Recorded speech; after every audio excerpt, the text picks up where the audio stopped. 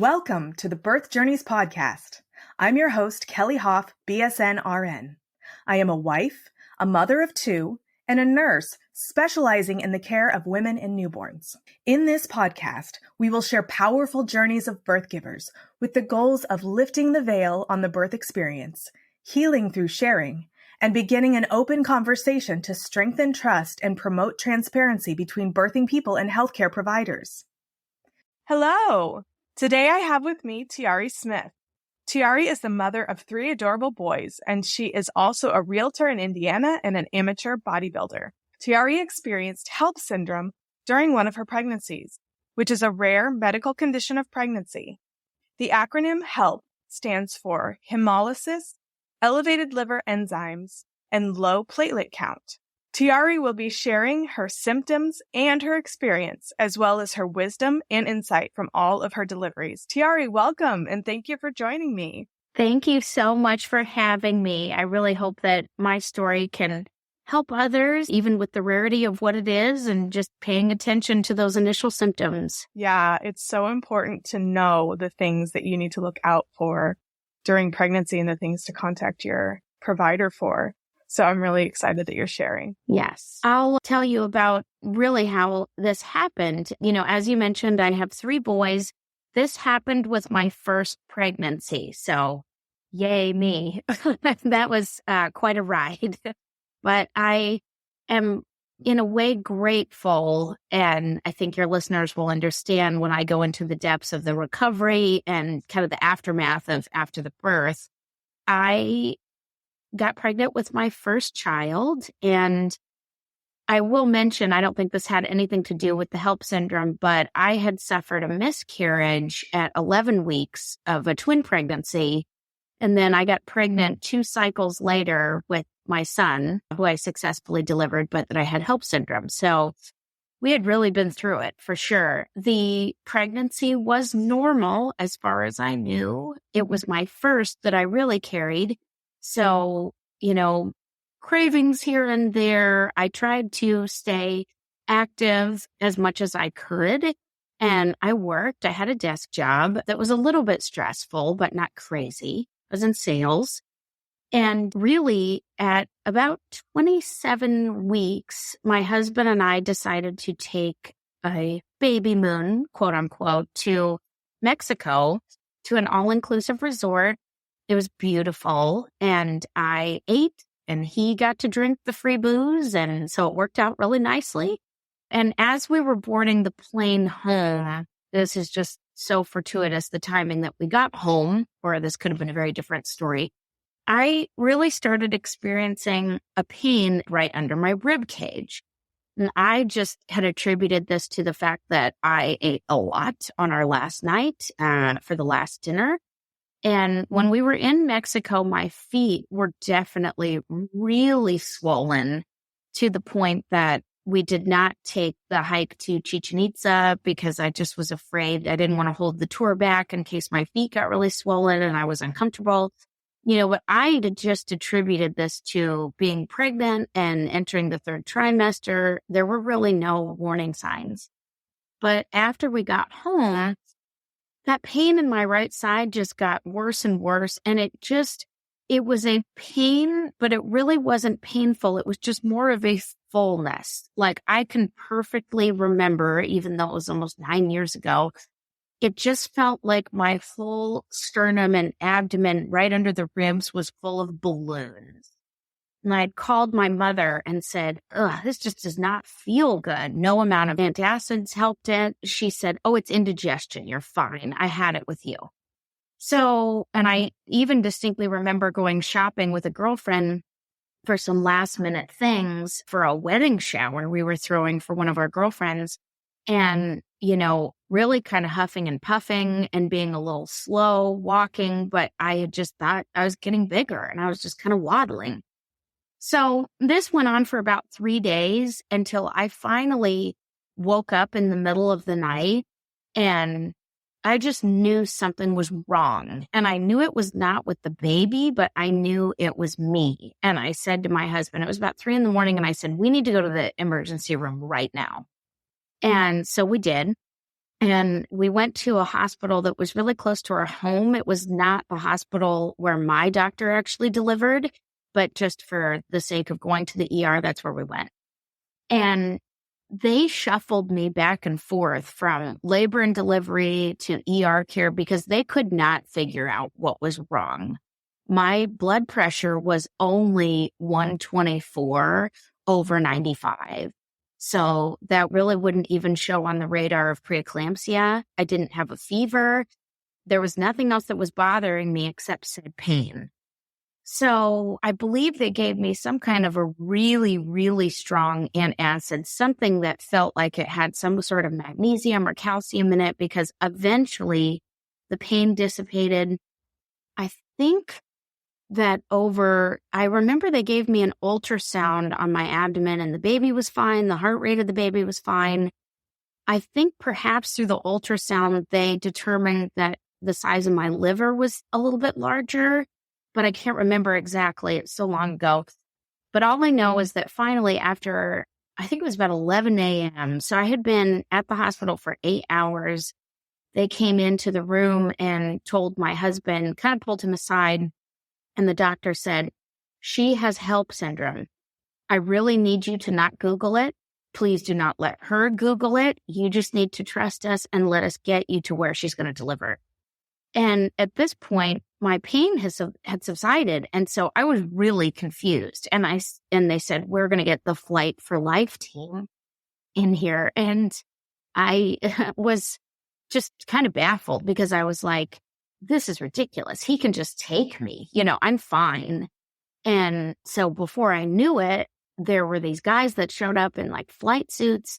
But then it was pretty quickly determined that there was not enough traffic. They figured it was fine to take me by ground. And so I was put in not a regular ambulance, but one that looked just different.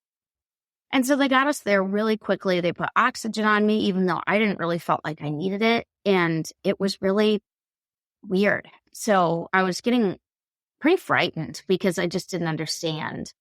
And I distinctly remember that one of the people riding in the back with us asked my husband if he wanted to get a picture of me. And he goes, "No, I think we're okay."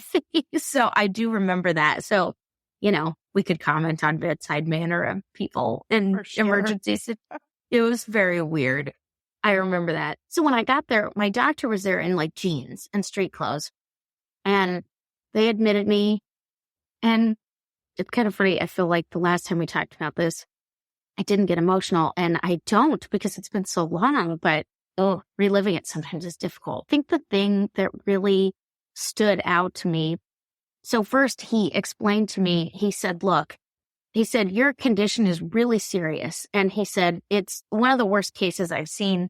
And he said, "You're in pretty bad shape." He said, "I'll be honest with you." And he said, "I can't deliver him because he's too small. He will be too small to put through the birth canal. I'm really worried about a brain bleed, cerebral palsy, all sorts of things. So I would really like to do a C-section. But given where your vitals are at, I cannot operate on you at all." He said, "So we're going to bed rest you. We're going to hang." I know it was something else, but it was at least a magnesium drip. I can't tell you all the vials I had in my arms. And he said, "We're going to wait this out and see what we can do." And he said, "But the baby is fine. And, we're just going to have to see." But then the worst part was that he just kind of gently patted my knee and he said, "I am just going to tell you that if there is anybody that you would like to come and see you, you should give them a call and have them come see you." And I was terrified. But I was luckily so confused that it kind of took away some of that fear. So I just decided I didn't really have time to be fearful and I just needed to do what they said. So I had two of my friends visit me and they didn't know what to do. They were two of my girlfriends. I was there, two of my best friends, and they had not had children yet. They were not married.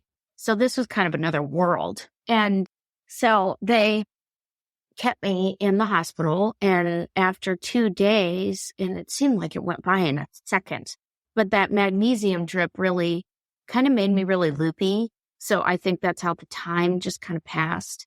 And they came in and my doctor said, your platelets are up. This is great. We're going to do the C-section tomorrow. And at this point, I said, no, it's too soon. Like, it's too soon for me to have him. He's so little. It's too early. Because I was 28 weeks to the day when they did the C-section. And he said, nope, you don't understand. We're really lucky that we have this time, that your health is okay. We've got to get him out. If we don't, you're going to get worse. So we went ahead, and then to make matters worse, but kind of comical, that morning he said to me, he said, I hate to do this to you. He said, but your condition is so rare. We have 6 medical students. Do you care if they sit in and watch? And I said, I don't really care. That's fine. So I had 3 surgeons at my abdomen, one of those being my doctor. I had 4 NICU nurses and doctors that were waiting for my son Archie to come out. And I feel like I had 2 nurses at my head with my anesthesiologist, my husband, and then 6 medical students. So they did the C-section, and I don't know, it was just a lot. So it's not like I was frightened. It was just a lot. I can't even really describe it. And so then what was kind of funny is when they opened up my abdomen, I heard one of the med students say, oh my gosh, take a picture. Take a picture. And another kid was like, no, I can't take a photo. And the other one said, but it's good luck. And I was so confused. And so what they were referring to is that when they pulled Archie out, he was still in his sac perfectly. And so he looked like he was in a water balloon. And I looked it up later, and I think it's a Chinese myth or something of the other, some sort of Asian myth that that's good luck if they're in their sac when they're pulled out. So kind of interesting. And they got him out, and he cried right away, which I couldn't believe. And they let me see him for a minute. Then they kind of whisked him away. And my husband just looked so torn, like what to do. And I said, go with them to the NICU. I'm fine. You go with the baby. And so he did really well. I mean, they sewed me up and I was fine. And then he was never on a ventilator, which is pretty amazing. He went to a traditional CPAP, and he was on that for, I think, 10 days. But then he was transitioned to traditional oxygen tubing. And his birth weight was 1 pound, 14 ounces. So small. Yeah, it was very scary. And I remember being back in my hospital room that night, and my husband was just pacing the room, and he was like, he's so small. He said, you don't understand. He's so small, and he's so red, and, and he was so upset. And I was like, still on this magnesium drip, and I was like, it's fine. He cried when they pulled him out. He's fine. And I didn't really know. And then I was just in such bad shape. I don't think I even got to see him until 2 days, because the hospital we were at, it has since changed, thank goodness. But the ward for the NICU was like across the entire side of the hospital from where labor and delivery was. So my husband had to push me in a wheelchair to get there. And he received donor milk. Luckily, I was able to pick him up after 3 days. And that was literally just me very carefully, like lifting him in my hands, because he was still attached to so many things. But I felt really good, because it was like the next morning or so, he had a PICC line in, and they removed it fairly quickly because he didn't need it. And the doctor called me, and he said, I just have to tell you, he said, for how small your son is, he said, I had to have 2 NICU nurses hold him down to remove this PICC line. And he said, he's very strong. And it just made me feel really, really good, because I didn't know what that meant at the time. But then when I saw him and realized how frail he was for him to fight that hard, I just felt really good. And from there, he just got bigger, and he stayed healthy, and eventually they were able to use my milk. And it's just crazy. He's going to be 9 years old, and 2 months and just feel very grateful. Yeah, that's amazing. Your story is just absolutely incredible. Like they said, HELLP syndrome is very rare, and it sounds like you had a very advanced case of HELLP syndrome. I don't even know if I would call it advanced because it comes on so quickly. But yeah, it sounded pretty touch and go, especially if you have to deliver at 28 weeks. We like to wait it out as much as possible.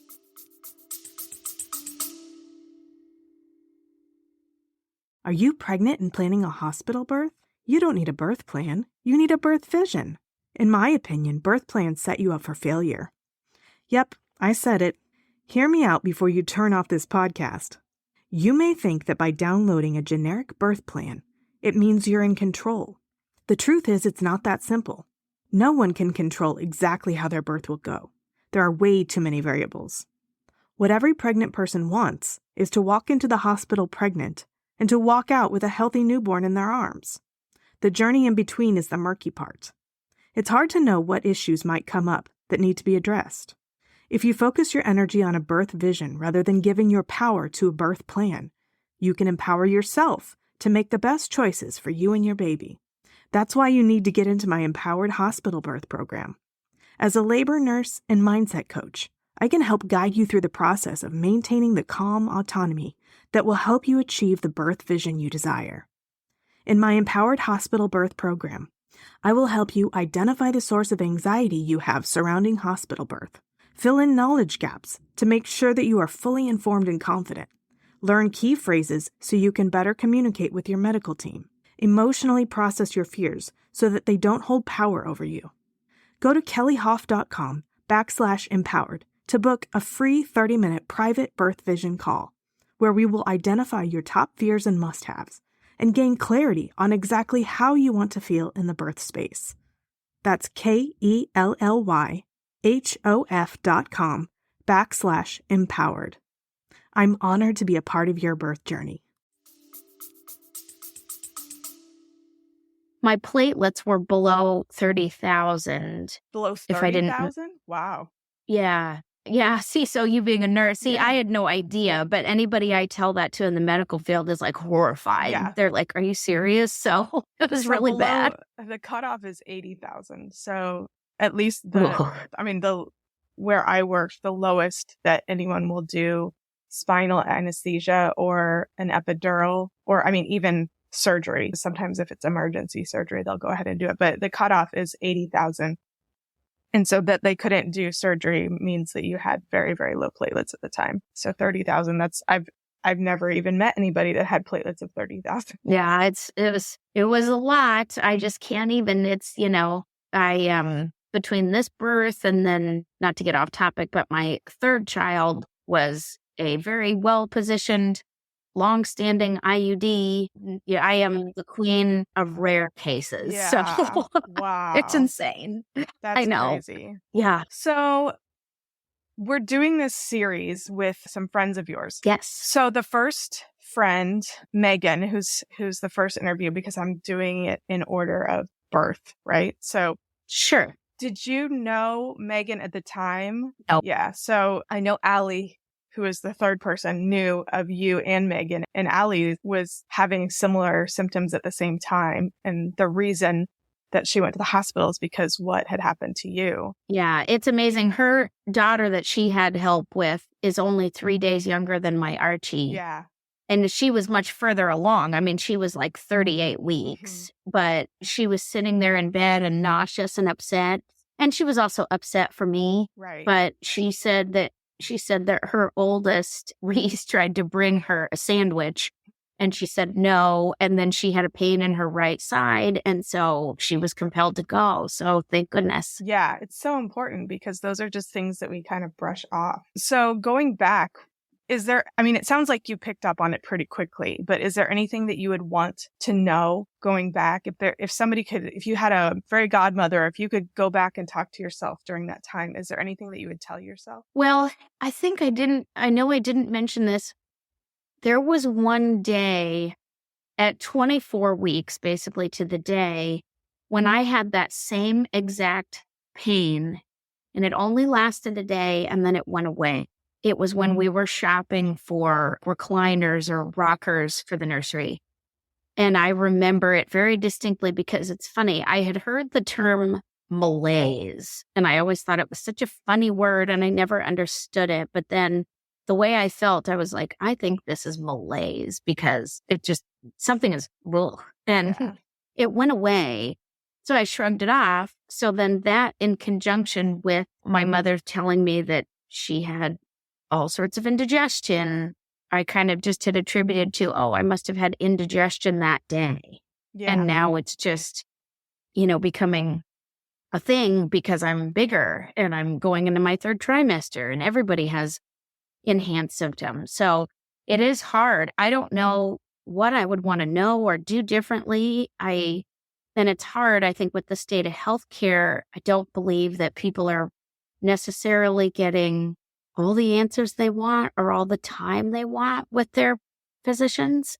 I would agree. Yeah. So it's just hard. I see it in just regular people going to the doctor. But perhaps I probably should have said something, because the thing of it is, had I gone in during the day when this had happened instead of 3 a.m. to the ER, they would have known. They would have known right away. I really do believe, because they would have narrowed it down because that's their specialization. So yeah, in hindsight, I probably should have called my doctor and described it. Right. And the thing is, I mean, I'm not saying you did anything wrong, because I feel like we all would brush something off that goes away. Right. And being pregnant is uncomfortable. And I felt uncomfortable for my pregnancy. I think most people just expect that. And as moms, we just kind of want to suck it up and not be whiny. But part of the reason that we both thought this was important is because I think it's important for moms to know that it's okay to call your doctor if something doesn't feel right. Your doctor will tell you if there's more that needs to be done, if you need to come in and get some testing, that kind of thing, because there are tests that we can do that can kind of clue us in to something that may be happening. And we have people come in with similar situations. So the right upper quadrant pain that you experienced right under your rib cage on the right side isn't unique to just HELLP syndrome. Although it is one of the main symptoms, it can be experienced for other hypertensive disorders of pregnancy as things become more severe, because your liver will react to the problems that are going on in your body. And you can start to feel that, and your liver is in your right side underneath your rib cage. So if you're feeling general, like you said, malaise, and you're having right upper quadrant pain and the swelling that you were talking about, those are definitely all reasons to call your doctor at the very least. If you are apprehensive about going to the emergency room in that situation, which I think was correct for your situation, because you woke up and you just felt like something was absolutely wrong. And I fully agree that if you feel that way, you need to go to the emergency room. But if you're ever questioning, it's okay to call your doctor, because there's so many things that can go on during pregnancy that it's important to know.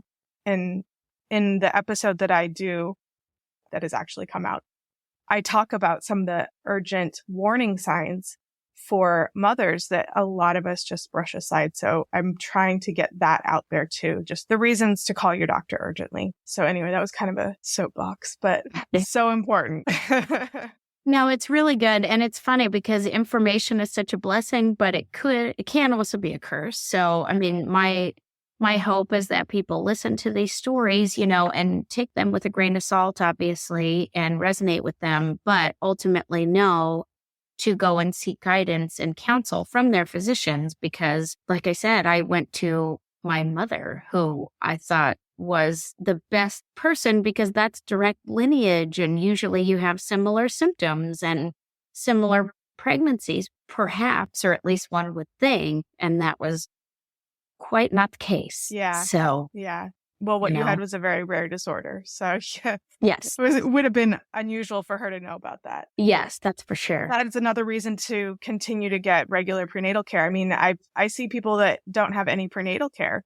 The reason that we do the blood pressures and the vital signs, and we check your urine and we check your blood and we do all those things, is not only to have a baseline, but also to be consistently checking for protein in your urine. Right. And making sure that your blood pressure isn't rising, because we want to be able to treat those things. And again, in your case, I think it did happen pretty quickly, and it does sometimes happen quickly. And sometimes we don't catch it exactly when it happens, but it is important to continue to advocate for yourself if you feel like something is going on, and continue to talk to your physician. Keep your physician in the loop, because they're not going to get mad at you for letting them know what's going on. Right.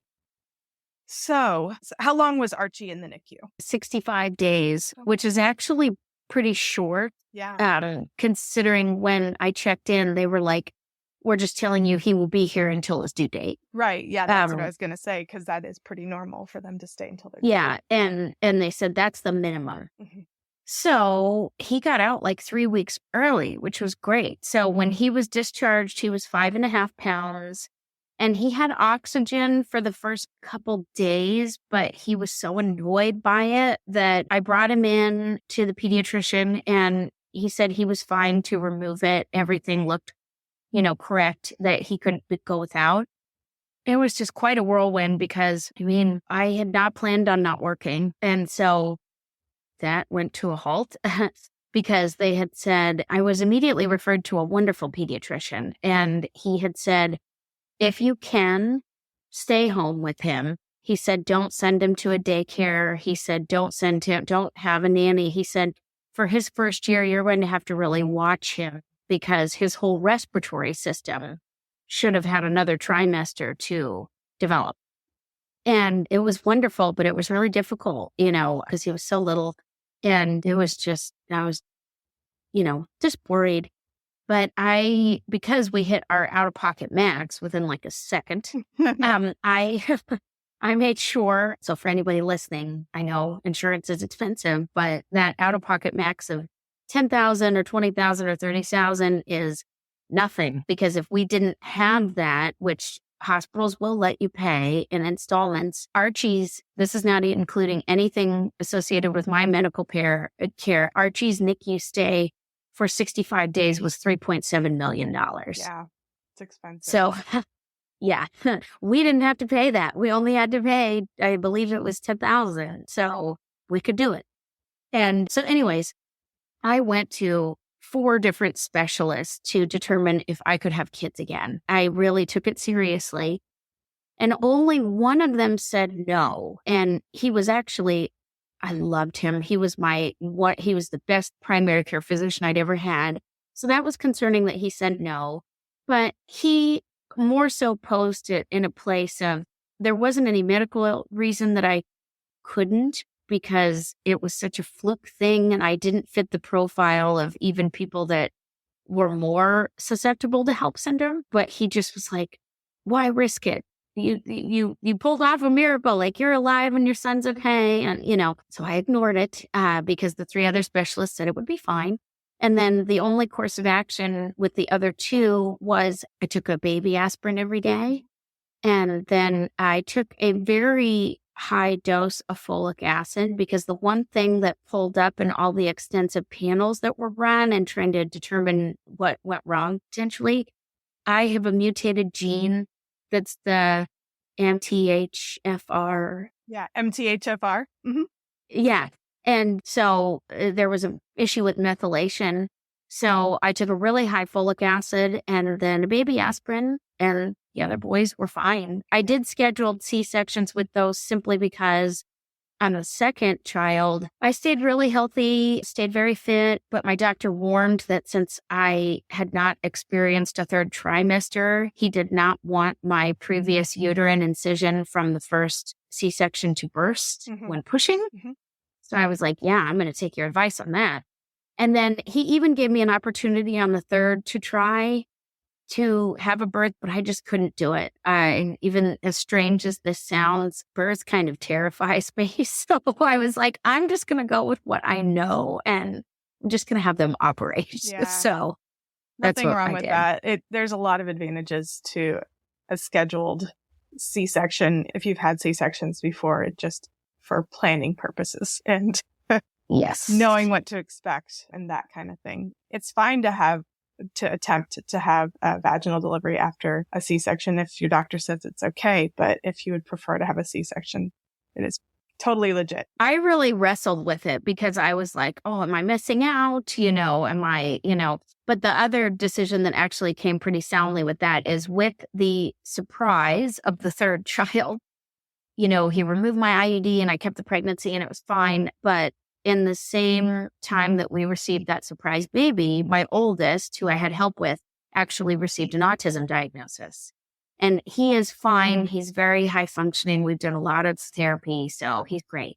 But that was a lot to take on emotionally. Surprise baby, autism. So, Yeah. and I mean, I then at one point had 3 boys under 3.5 years old. Yeah. So I remember that. yeah, it was a lot. So with that third C-section, this was also not an easy decision. I elected to have my tubes removed. Mm-hmm. So I did that, and that could be easily done with the C-section. Yeah. And it wasn't easy, and sometimes I still get a little sad about it, but I also decreased my risk of ovarian cancer by like 95% by Right. removing the tubes. Totally. So, Yeah.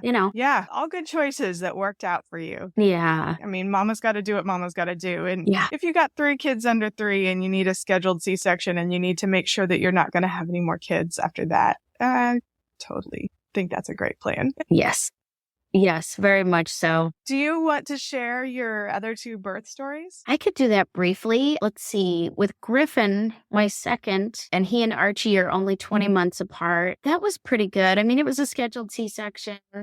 Although I wasn't thrilled with the anesthesiologist. I don't know quite what happened, but I had a spinal block with all 3. And that second spinal block was pretty intense to the point that I think he did it too high. I've talked with anesthesiologist friends since, but I really could not feel my arms even. Wow. It was, yeah. And so I had Griffin, they handed him to me, and I didn't really hold him for very long because I was truly scared I was going to drop him. Mm-hmm. And so I said to my husband, I said, I can't hold him. You're going to have to take him. And so that was a little unnerving, but he was fine. He was great. So he was full term. I think I delivered at like 39 weeks and 2 days, or C-section.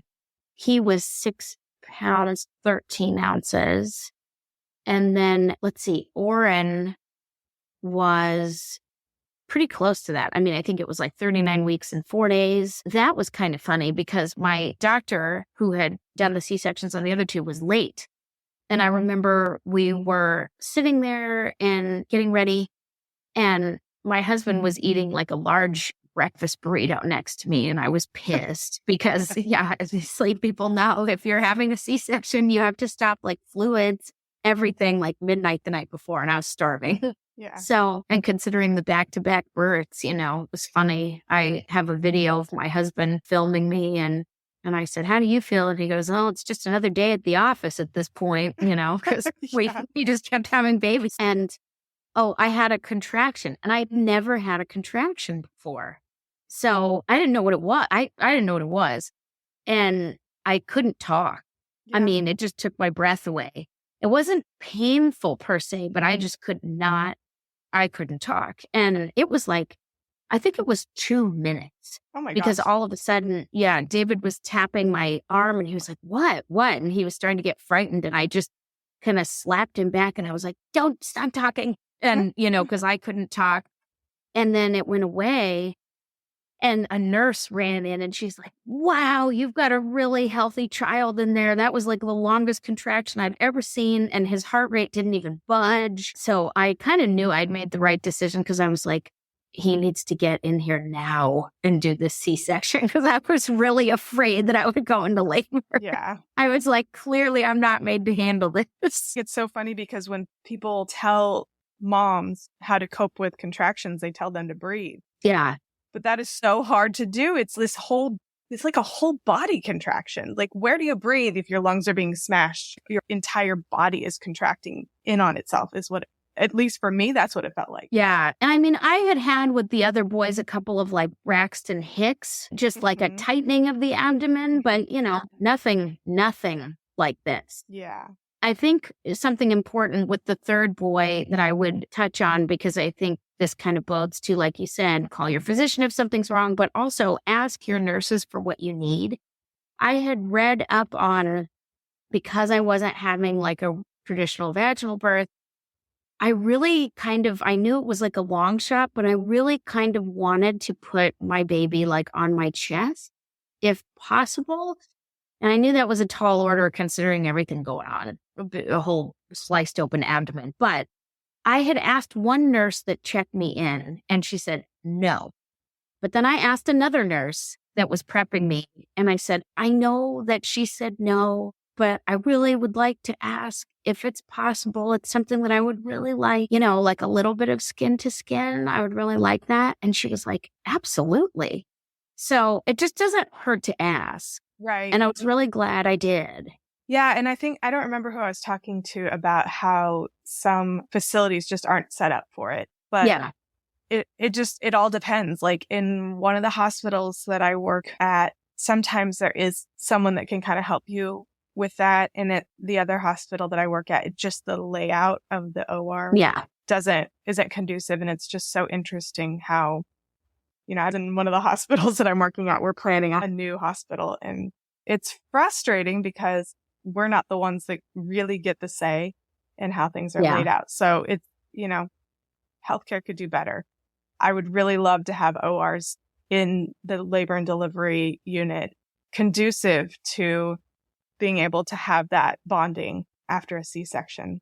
But most of the time what happens, at least in one of the hospitals that I work at, the dads can do skin to skin, or whoever the birth partner is. We try to, even if there's a female, we try to make it so that it's possible. Sure. It is possible in some, but most of the time what I'll do is as we leave the OR, I ask the NICU nurse if the baby's temperature is okay to put the baby skin to skin. And just as soon as I give the baby to the mom so that we can roll out of the OR and have that happen immediately. Because I think it's so important. It is so important. Yeah. It's not just about an experience. It's about the normal physiology between the mother and the newborn. It's what needs to happen in order to manage the hormones and the temperature and the vital signs and all of those things. That's a completely natural and normal process that has to happen.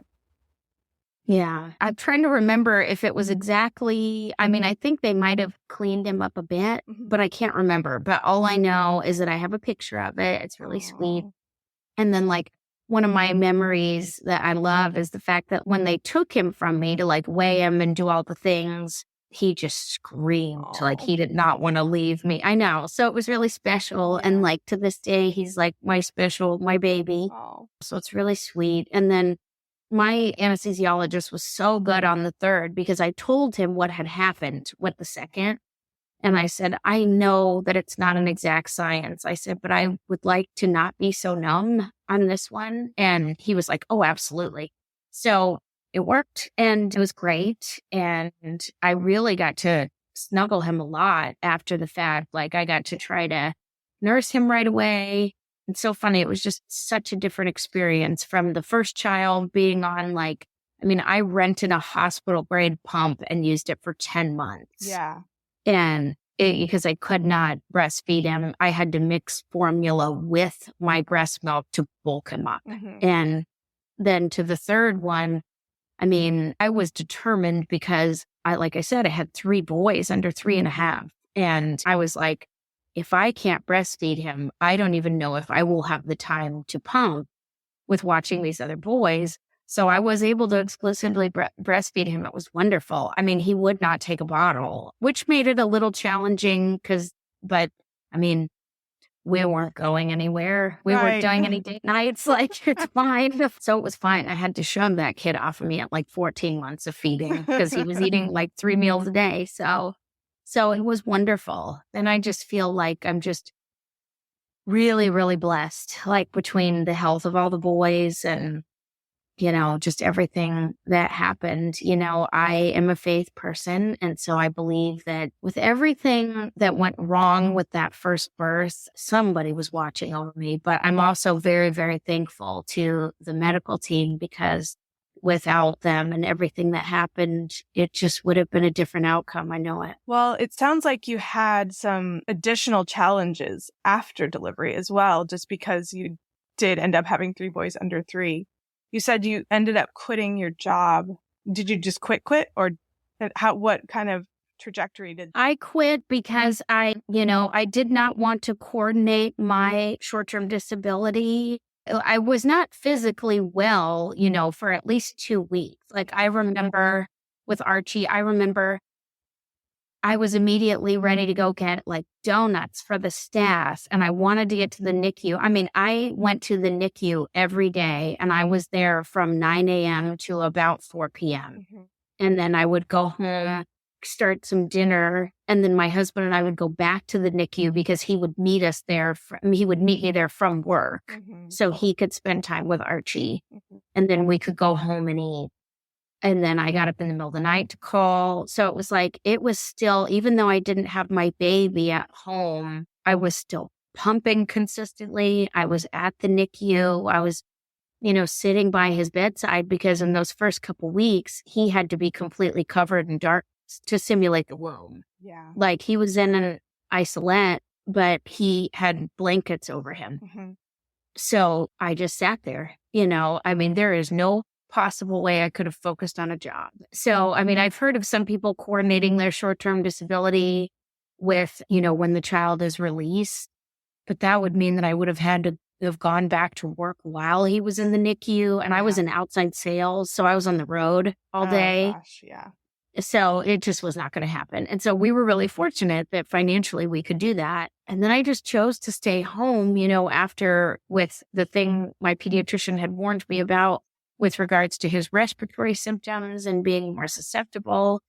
It just made sense because, and frankly, with the cost of daycare, Yeah. and childcare for infants, we weren't out, so to speak, as much as we thought we were going to be with what that kind of care would have cost. Yeah. And we were just more frugal. We ate at home and, pared back on the things. And yeah, I mean, shoot, by the time my third was born, that's why we moved from Colorado to Indiana, because Indiana has a much better cost of living than Colorado. Correct. So, and we have more family out here, and, we just made a lot of different life considerations. And so there were sacrifices for certain, but I don't regret it, at all. So were all of your kids born in Colorado? Yes. It's interesting because I don't remember if I told you, but Megan was looking into altitude as being one of the risk factors for preeclampsia, or actually maybe it was hypertensive disorders of pregnancy. But I talk about it in the episode that just came out where I explain the hypertensive disorders of pregnancy, which is when you have complications from high blood pressure in pregnancy. There was a study in Colorado. It was a retrospective study. So they took the case files from people that had been living in Colorado at the lower altitudes and at the higher altitude. And based on just the review of medical records, it seemed like there was about a 33% increased risk for people at altitude to have some of these hypertensive disorders of pregnancy. Wow. Yeah, which is huge. I would have expected something a lot smaller, but that's a huge increased risk, which is super interesting. And then to add to the fact that you found out you had the MTHFR mutation, that's an additional risk factor.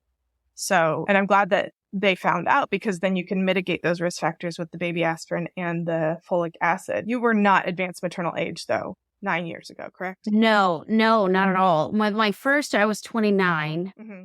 And then with the second, 31. And then with the third, 32. Okay. So what they're doing now with advanced maternal age, because that's one of the risk factors, is they're having moms take the baby aspirin. But they had you take it because you had the previous HELLP syndrome. And now they're giving people baby aspirin for a lot less risk factors now. Like the reasons that they're giving the baby aspirin, just because there's so many benefits to it that it doesn't have to be like the same high risk factors. And I'm wondering if maybe at some point they'll just do that for high altitude, because I mean, there's a definite risk with the high altitude. Yeah. And I wonder if the baby aspirin is something that can mitigate that risk. Yeah. I'm curious to find out. I think it's going to probably take a little bit more time to figure that one out, just because you can't really study pregnant women because it's unethical. You have to do the retrospective studies. So I'm just curious if they're going to start studying women in high altitude that have taken the baby aspirin and see if that mitigates the risk. So definitely nerding out a little bit. No, that's okay. No, I think it's important, like an ounce of prevention, and I think everybody's pregnancy is different, but I think that anybody, like we discussed, should talk to their doctor about any and all needs, watch your nutrition, take your supplements. And I feel like there's really opposite ends of the spectrum where you have people that maybe don't exercise at all, or you have people that, I was one of those people with my second where I was like doing squats with a barbell on the squat rack when I was like 38 weeks. And my husband was traveling at the time for work. And he's like, can you not do that? Like while I'm traveling, it's kind of freaking me out. Might I remind you of what happened with our first birth? You're trying to overcompensate. I do. I think that. I do. I think, people thought I was probably insane with how quickly we got pregnant with the second. And then I was running it with him until 29 weeks. I think I was just terrified that something would go wrong. So it's like I needed a checklist of all the things that I needed to be doing. Right. And subsequently, it's kind of funny, that middle child is my best athlete. Yeah. And I think it's because all the running, like maybe his lung capacity is huge. Like it's just so funny. But I'm a very, very big advocate of like just movement and promoting good circulation. A lot of people even don't understand the benefits of even daily walking and watching your steps. It's really important. As a population, we're just getting a lot more sedentary. And walking around to clean your house counts. Like you don't even have to go outside. That's what my Apple Watch says. My Apple Watch is like, you got a good workout. And I was like, I was just running up and down the stairs carrying the laundry. Yep. So, it's true. important. Yeah. Well, was there anything else that you wanted to share? Anything else you wanted to talk about? Not particularly. I think I just covered it. I hope that this can help people. If you just bottom line have a sign that's off, or it seems like it's a bit of a warning bell, I think we're encouraged to seek the wisdom of those around us, of people that have had babies, or, people in our family, like mothers and grandmothers, to try to identify a pattern. But it's kind of just important to call your doctor. I just think that's like the first and foremost thing, because they know your profile, and they've seen you. And, sometimes when we rely on other people, we get misinformation, and not by any poor intention. They're just trying to help. But it's just really important to call your doctor for anything. And I would say, even if for whatever reason, like we talked about, physicians are they have a lot of patience, just show up. If they won't get you in, just show up and be like, hey, I'm here. When he has an opening, I'll step in, just do it. It's worth it. Well, you can also show up to labor and delivery. It's not recommended to just show up. Right. It is recommended to call your doctor so that they know of course something's going on. But if you're really concerned, it's okay. Or to the ED, it's okay. Right. Or their office, all of it. It's okay to show up if you're really concerned, because we want to take care of you if you're really concerned. Yeah. And I know that with the episode, you'll link contact to me. I feel like Instagram's the platform I use the most. So I would welcome any listeners. Like if they ever have questions, I am an open book. So just reach out. Awesome. Tiare, thank you so much for joining me. I think that your information and your story is so important. So I really appreciate you sharing. Of course. Thank you so much for having me. Let's face it, moms are busy. We're so busy taking care of others that we rarely have time to take care of ourselves. I'd love to simplify that for you. I'm offering a free 15-minute hair care or skincare consult to help you find an uncomplicated routine using clean, vegan, anti-aging hair care and skincare products that follow the strict EU standards for safety. For your free consult, just send me an email at birthjourneysrn@gmail.com and we'll schedule a call. I'm excited to be a part of your self-care journey.